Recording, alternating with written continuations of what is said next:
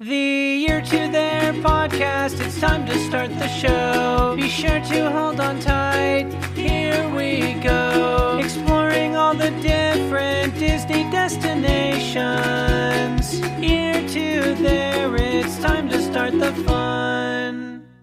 Hello, everybody, and welcome to the Ear to Their podcast, Walt Disney World Word of the Week. I am your host, Phil Gramlich, and each and every week I will bring you a different Walt Disney World word, and then I'll give you some background, some history, some tips, ideas. I couldn't get through it for some reason. All kinds of stuff about that word. All right, so let's get right into it. This week's word of the week is brought to you by the letter Y. Y for yesteryear. And right off the bat, I have to admit that I just wanted a way to talk about my family's and, well, my recent trip to Disneyland and our recent tour of Walt Disney's private apartment above the Disneyland fire station. Now, I've seen that lamp lit up in that apartment upstairs for years. And being just a huge Walt Disney fan and a Disneyland fan and a kind of an amateur historian, I've always wanted to get up to that apartment. But I never actually saw it happening until recently. They started saying that it was going to become accessible to guests again. And I thought, maybe I will pay for the Walk in Walt's Footsteps tour again. I didn't get to do it last time, but maybe I'll do it this time. And I'll get to see that apartment alongside, that big tour group that gets to walk up there during that tour. But actually, this time, I was given the opportunity from a good friend of mine who works in Disneyland to take a private tour with my family and a friend of Walt's apartment. And I want to tell you all about it because it was such an emotional moment for me. And such I can't even explain it. What word am I trying to use? It was almost like this is going to sound so lame, so I'm sorry, but it was almost like a spiritual kind of thing. I have this crazy, this love of Disneyland and Disney and Walt Disney, and it meant so much to get up there. But before I go into all that, before I talk any more about that day, let me give you a little bit of background on Walt's apartment. So the apartment was built for Walt and his family actually before Disneyland even opened. When Disneyland was in its construction phases, Walt would oftentimes spend the day at the studio, then drive all the way to Disneyland in the evening and spend a lot of time walking the park, checking all the construction, meeting with people about the park's construction. And after all of that, again, he put a full workday in at his studio, then would put several more hours in the evening, in the afternoon. It was a long drive back to his Los Angeles home. So instead of making that drive, he oftentimes would stay overnight in his apartment above the firehouse. Now, if you've seen pictures, and I'm sure you have, or video on YouTube of the apartment, it's decorated in a Victorian style, much like Main Street USA is decorated. So it's still set in that Victorian era, right? The interior of the apartment was actually designed by Disney set designer Emil Curry. He was actually the interior set designer on films like 20,000 Leagues Under the Sea and on Mary Poppins. So as you've probably noticed from looking at the pictures of the video online of the apartment, you'll see that it's full of reds and whites. As a matter of fact, the entire apartment is kind of like a cranberry red and a white or an off-white color. And the overall motif, the overall design theme in there is roses. I mean, there are roses on the floor, there are roses on the furniture, on the teacups, on the saucers, on pretty much everything. On the chairs, you'll find images of roses, which Lillian Disney, Walt's wife, apparently loved. One of the things that really stood out to me and kind of struck me as I walked into that apartment was just how differently it looked from a 1950s style apartment. I mean, when I think 50s, I think of that kind of futuristic Buck Rogers kind of kitchen look, or the plastic kind of look to furniture. And Walt's apartment doesn't look anything like that. It stays very much in line with that Victorian theme from Main Street USA, and it kind of makes it even more special or more timeless.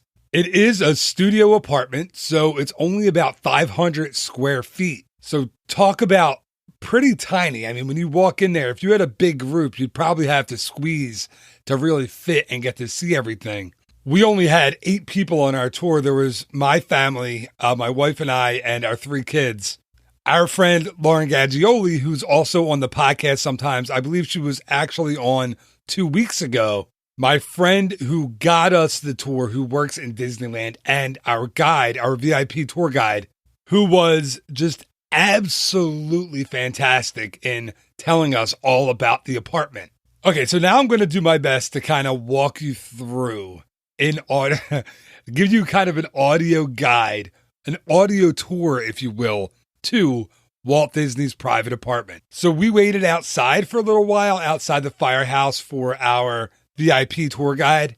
And it was really cool because the Dapper Dans were outside. So we listened to them, and it really kind of set us back. It almost took us back in time a little bit to Walt's time, to sit there and listen to the Dapper Dans while we were looking up at the lit lamp in the window. If you don't know, that lamp in the front window of the second floor of the firehouse was on Walt's desk, and it always let cast members know when he was alive that he was in the park. If that lamp was lit, it meant that Walt was there in the park. And a lot of times it was lit until 4 o'clock in the morning, because Walt was up late at night working and planning and setting up Disneyland and getting it better week after week, month after month, year after year. So it was really special just to wait for our guide and to be downstairs and look up at the apartment in kind of anticipation of what we would find when we went upstairs. So our guide got there, and we took the little doorway on the right-hand side if you're facing the firehouse, backstage. Then there's a pretty unremarkable flight of stairs that take you up to the second floor of the firehouse. And then once you're at the top of the steps, that's where that unremarkable turns into pretty much crazily remarkable. Our tour guide let our older daughter, Alexa, open the door, which blew my mind. So here's a 6.5-year-old girl who has just a crazy Walt Disney, nut as a father. And she gets to walk into the apartment first. She turns the little handle that's also kind of a doorbell that's in the middle of the door, which I thought was super cool. She turns that handle. She pushes the door open. And for a second, my daughter was the only one inside Walt's private apartment. That was really cool. So then we all kind of walk into the little narrow hallway when you walk into the apartment. And there to your left is Walt's, or I guess was Walt's, is Walt's. I don't know how to say it, because Walt still feels very, very much alive in that apartment. So I'll say there on my left was Walt's coat rack. It's a big, tall, old-fashioned kind of brass coat rack. And our VIP tour guide informed us right there, like, listen, there will be no pictures on this tour. So all of us turned our cell phones off, and she said, I want to give you the ultimate tour, but I don't want to have pictures taken. We had no problems with that. And I actually, this was kind of fun, I actually hung up my camera on the strap on Walt's coat rack. So that was kind of cool. So you walk into the apartment, into the main room of the studio apartment, and the first thing you notice, right, is the lamp, or that's the first thing that I noticed at the front window. And as we kind of inched into the apartment, I looked out from the window down onto Town Square below. And man, what a feeling that is to know that you're at Walt's window where he would sit and watch proudly, I'm sure, as the guests kind of swarmed into Disneyland, into his park, into his creation, into, this fantasy land, the happiest place on earth. Holy cow, was that like this crazy religious experience for me. It was amazing. And our guide told us all about the inside of the apartment, about how Walt would entertain guests there, about how Walt's grandchildren and his 2 daughters would come and visit all the time and spend the night in the apartment. And amazingly, something that I actually didn't know before touring the apartment, on either side of that lamp, of that table where the lamp is, are these 2 cranberry couches. And they look like very old Victorian, era couches. And these 2 couches actually pull out into beds. So if you're facing the window, if you're facing Town Square and the lamp, the couch on the left was Walt's, and that one would pull out for Walt to sleep on. And the one on your right was Lillian's, and she would sleep on that one. So yes, they slept in separate beds in that apartment. Remember, this was the mid to late 1950s and early 1960s, so it was a very different era, and they slept in different beds in that studio apartment. And all around the apartment, there are just amazing things. Your head's on a swivel the entire time because you're trying to take a mental picture, and you're not even trying to blink because you want to remember every single thing that you saw while you were standing in there. From the private pictures of Walt and his family to the knickknacks and teacups and different things that Walt and Lillian picked up on their travels all around the world, to these chairs that they used to sit in with their guests, to this old, very old style, old-fashioned phone that's on the right-hand side of the apartment next to Lillian's bed, or next to the couch, actually, or the bed, same thing, where Walt used to sit at this chair for hours and be on this old-style phone talking to people in the park and his cast members back at the studio about what they were working on. You could tell it was an apartment, but it was also kind of a working office for Walt when he was there in the park. So as I was saying earlier, it is a Victorian style apartment, and inside the apartment, when you walk in on the right-hand side, there is this Victorian era Regina music box. It actually looks like a big glass cabinet with all these gears and pieces that move inside of it. And we were told that it still works. If it's wound up, it will still play some of those old music pieces. Of course, they don't let you play with it. It's an antique, so we didn't get to hear it play. And then on the left-hand side of the apartment is an Edison phonograph. And the way that worked was there are these wax cylinders that you would place inside the phonograph and wind it up, and that would play music from the phonograph itself. And we were told that still works as well, although, again, we didn't get a demonstration, but it was very cool to see and to know that Walt and his family and his grandchildren and his guests would play those old Victorian-era music boxes when they were in the apartment. Also, while we were in the apartment, we walked down a little hallway that led to Walt and his family's little private bathroom. Everything in the bathroom is still as it was when Walt used to live there. So at first, to be completely honest, I thought it was a little weird to see Walt Disney's bathroom. Just maybe, I don't know, maybe an invasion of privacy. But there was a reason why we were shown the bathroom. And it was because in the shower of the bathroom, it was a small little stand-up shower. On the wall where the shower nozzle should be, there's not one nozzle, not two, not three, but four. So there are four nozzles, four shower heads on the wall, all at different heights. So that's something that's kind of fairly common now in 2017.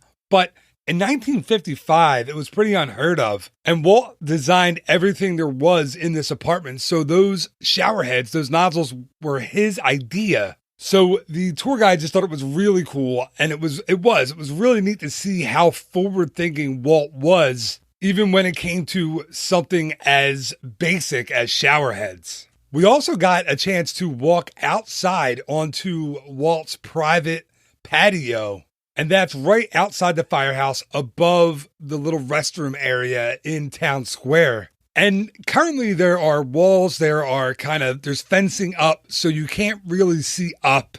And the people who are, as we were up on the patio, you kind of have to be a little bit taller. I mean, I'm 5'7", and I could barely see over the fencing there. My wife Amy is 5 feet tall. My kids are 6 and 4, so they couldn't see over the fencing.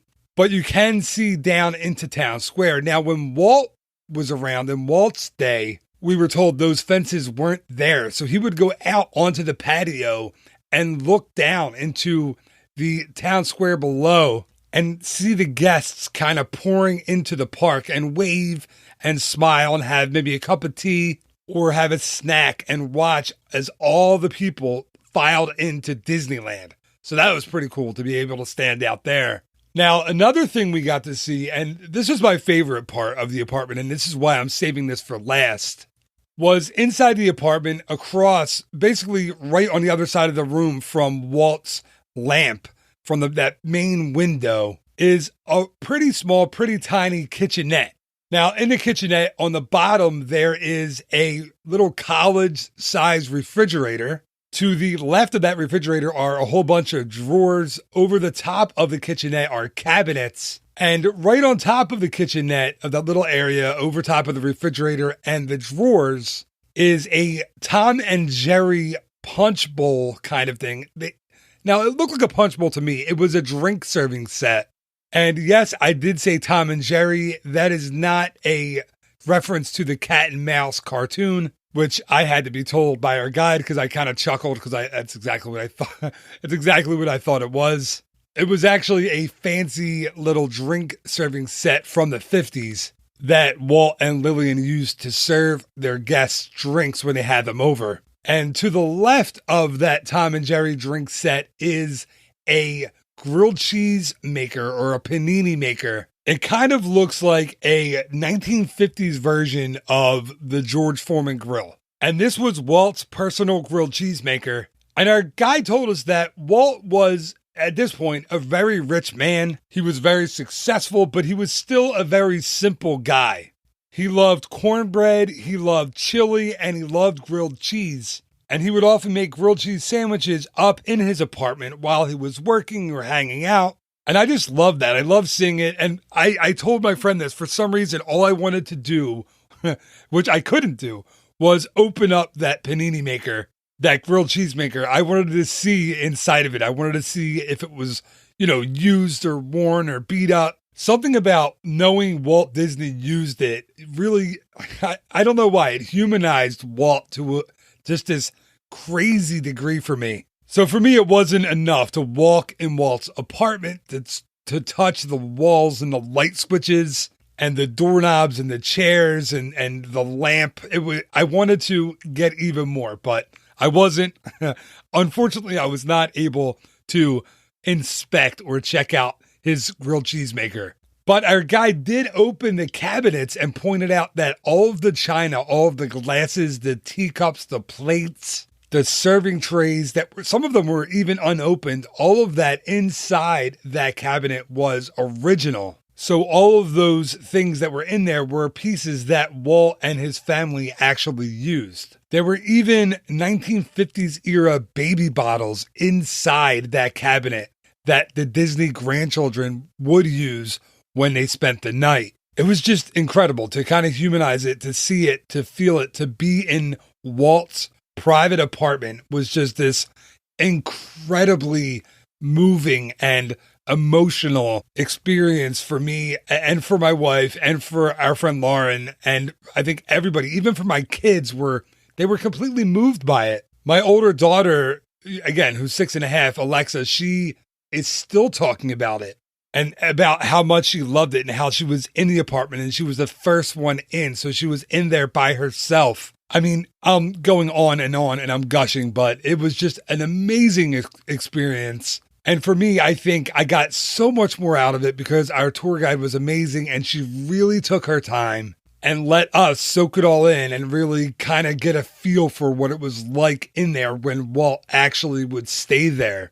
One of my favorite parts of the entire tour was my son, Jack, who's 4.5. As our guide was talking to us about Walt and his family and the history and everything about all of these pieces in the apartment, my son, Jack, decided that he was tired and he sat on one of the chairs in the apartment. And I swear you could hear a pin drop. And we looked at him and we kind of quickly ushered him off the chair, hopefully before our guide noticed. If she did notice, I'm sure she just understood that he was a 4.5-year-old and he was tired and was sitting down. He didn't realize he was sitting on like this piece of history, and it was just very, very funny. And his face was so red. We tried not to embarrass him, but he instantly kind of realized, like, whoa, I guess I wasn't supposed to do that. They used to actually have velvet ropes up in the apartment so you couldn't sit on the furniture or go near the couches. Those are no longer there. You kind of have, the freedom to roam about the apartment as you'd like. But I know you're not supposed to sit on a furniture. I think that's kind of frowned upon. Anyway, at the end of the tour, our tour guide told us to turn our phones back on, to grab my camera.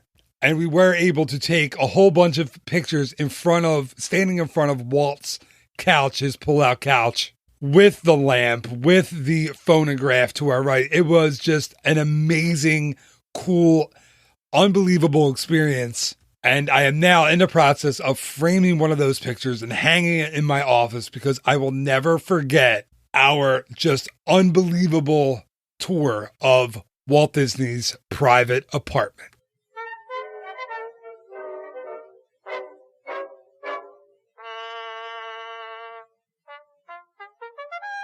And that is going to do it for this week's Ear to There podcast, Walt Disney World, or Disneyland, in this case, Word of the Week. Thank you so much for listening. I was so excited to share this experience with you. And all I'm going to say is this. If you do get a chance to go out to Disneyland, book the Walk in Walt's Footsteps tour.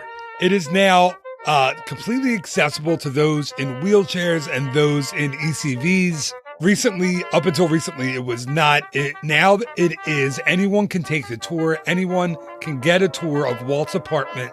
And if you are a huge, huge Walt Disney fan like I am, you absolutely have to do this. I don't want to go overboard and dramatic and say it changed my life, but it really did give me kind of a new perspective on who Walt Disney was and what his life was like and what his family was like. And you really can feel his presence in that apartment. I mean, you can feel his presence in all of Disneyland, I think, but in that apartment, my gosh, can you feel it? It's almost like you go back in time and that apartment is just like it was when Walt was there. As a matter of fact, when Walt passed away, they sealed up that apartment. It was left unused for about 30 years. And it wasn't until the 50th anniversary of Disneyland that they really started utilizing it again. So compared to how many years it's been locked up, it really hasn't been available for all that long. And not that many people have gotten a chance to go in and check it out. So again, if you're in Disneyland, if you want to check it out, or if you're thinking about taking a trip, please feel free to shoot me an email, give me a call, send me a text. I'll be happy to help you plan your trip to Disneyland, and I'll be happy to help you book that tour as well. All right, well, just remember there will be a new episode of the Word of the Week each and every Wednesday morning, as well as a new episode of the Ear to There podcast each and every Monday morning. Again, thank you so much for listening. I hope you enjoyed this episode. I could not wait to tell you about it. So until next time, have a phenomenal week. Bye-bye.